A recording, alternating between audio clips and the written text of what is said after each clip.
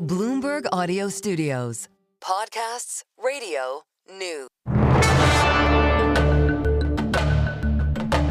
I genuinely believe that we can have a good relationship and agreement with the US and a good relationship and a good agreement with the EU. That's why the red lines have been really important in the way that we've negotiated this. 2 trade deals done in a week. Is Keir Starmer on a roll? You're listening to Bloomberg UK Politics. I'm Stephen Carroll. And I'm Lizzy Burden. Welcome to the programme. Well, Keir Starmer's managed to do 2 things in a week that had been long-standing goals of previous Conservative governments. One was a trade deal with India, slashing tariffs on cosmetics, cars, alcohol, other goods. And that was the UK's biggest trade deal since Brexit and India's first with a European economy.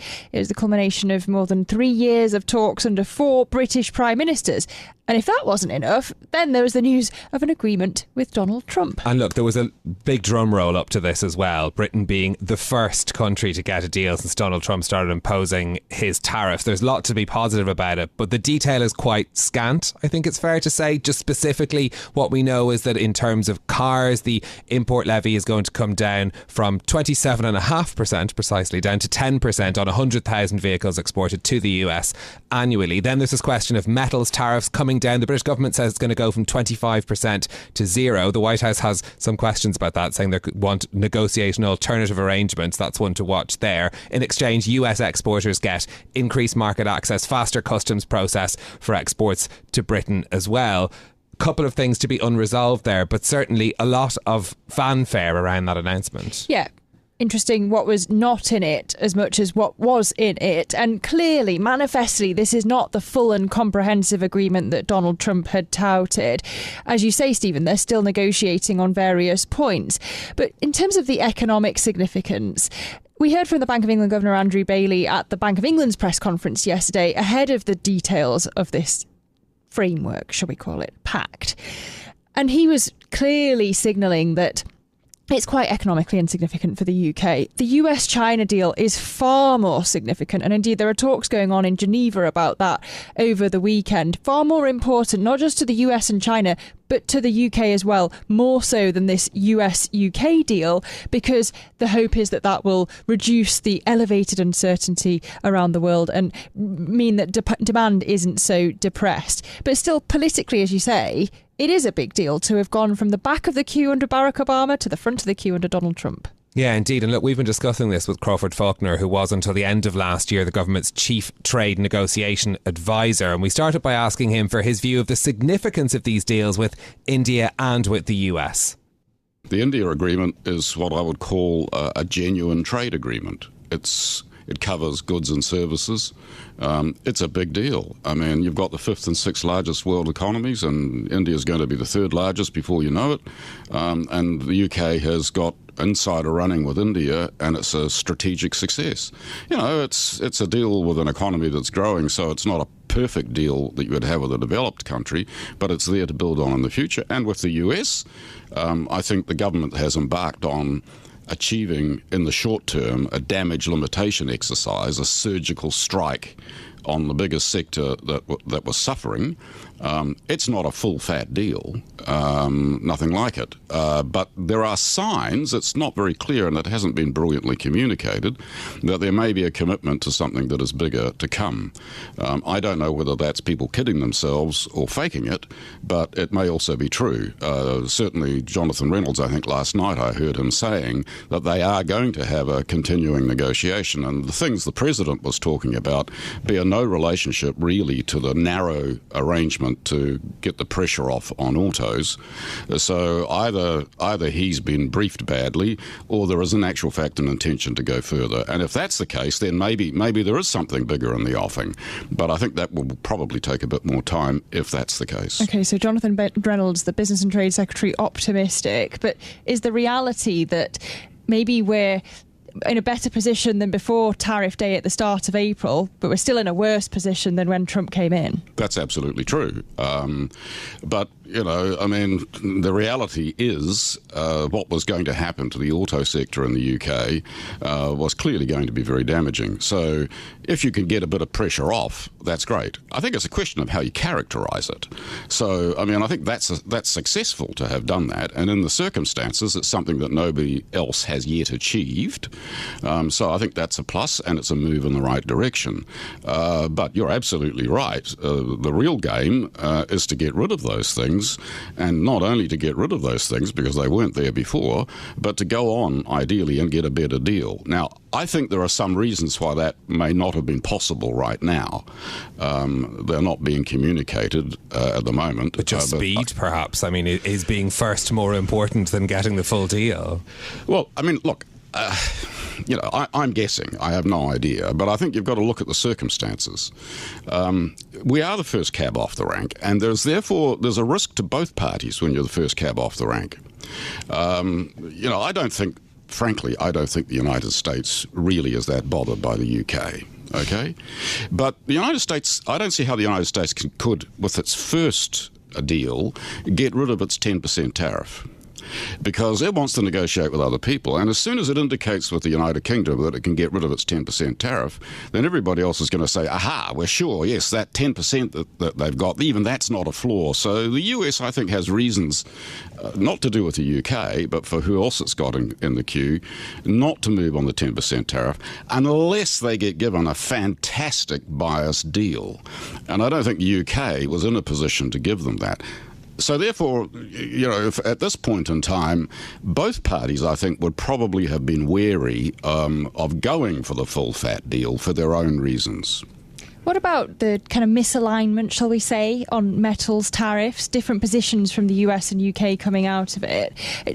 Do you read that as the US trying to use this as a negotiating ploy? Yeah, I'm sure it's a negotiating ploy.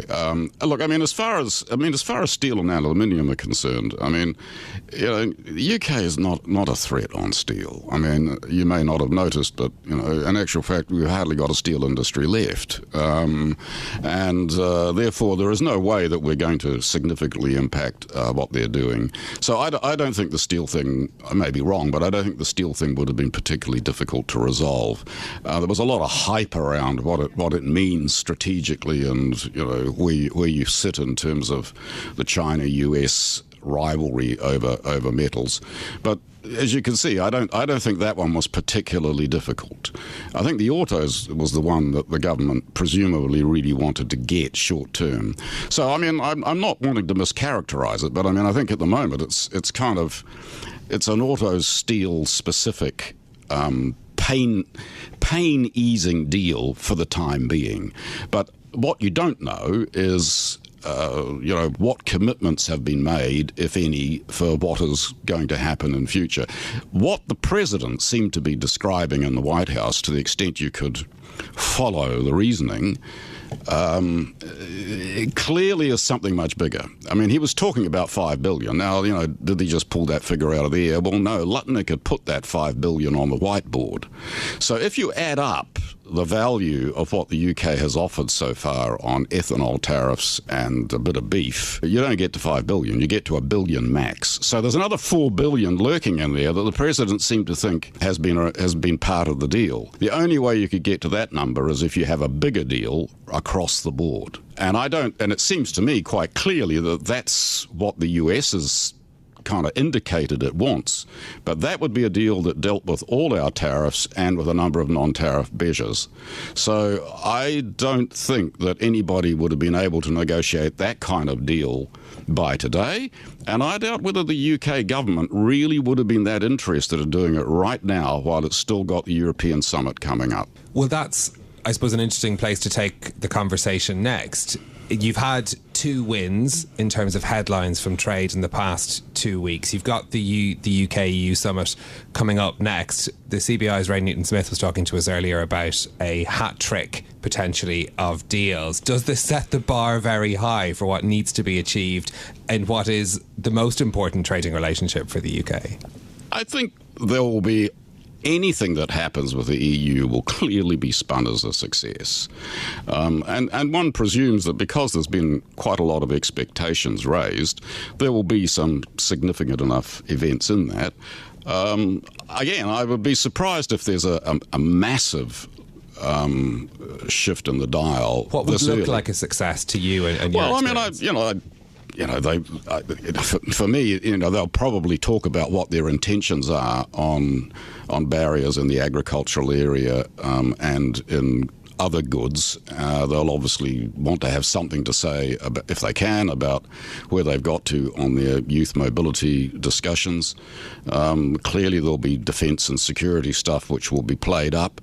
Whether they've got anything else that they have hidden away, who knows? I mean, normally you would want to have something that was not foreshadowed, and I've got no idea what that would be. But that's not a bad package to be going on with a lot of positive oomph from both sides.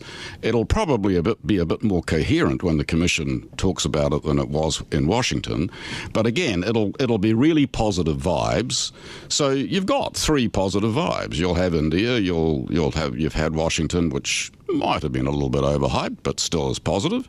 And you'll have the EU, which will probably be moderately positive, and it'll be hyped to being maximally positive. Is there anything that we've already given to the US that would jeopardise deals with the EU or China? I don't think so at this point. If what you're talking about is what is narrowly on the table, the ethanol tariff is probably okay. It's not going to be a showstopper. Having a tariff quota on beef for a moderate amount, which is all that's on the table, and I'm not quite sure whether that starts on day one or whether it's phased in, but either way, it's not a showstopper for Europe. And what we've got on autos is certainly not a showstopper. And that's it. So none of that is a problem for what we do with the EU, precisely because it's so narrow. It's easing the pain of what the US had done before. And so therefore it isn't shifting anything on the dial as far as our regulatory arrangements are concerned. So we've had two trade deals, and we're looking forward to the UK-EU summit. There was a lot of talk during the Brexit years about how the UK had lost its experience in negotiating trade deals because the EU had obviously been doing it for decades. Does this now show that Britain is back to being a negotiating powerhouse in trade? You probably accuse me of marking my own homework, but I mean, I think we've been in that position for a few years. I've always said, and now that I've gone, in actual fact, the power that's there can be unleashed, so I'm not casting a shadow over it. Things have, if anything, improved. We've got a fantastic team of negotiators in the UK now. We have done more deals than anybody else. We have been liberalising. So I just think it's an amazing team. It doesn't surprise me that we're continuing on to produce those negotiations. We did all of the so-called rollover agreements. We did agreements with Australia and New Zealand. We did an improved agreement with Japan. We've done CPTPP, and now we're doing India. GCC's in the works. I mean, it's a great performance. It's a great machine. So that was Crawford Falconer, who was, until the end of last year, the UK government's chief trade negotiation advisor. That's it from us for today. If you like the programme, don't forget to subscribe. Give it 5 stars so other people can find it on Apple Podcasts, Spotify, or wherever you listen. This episode was produced by James Woolcock, and our audio engineer was Sean Guastamakia. I'm Lizzy Burden. And I'm Stephen Carroll. We'll be back next week with more. This is Bloomberg.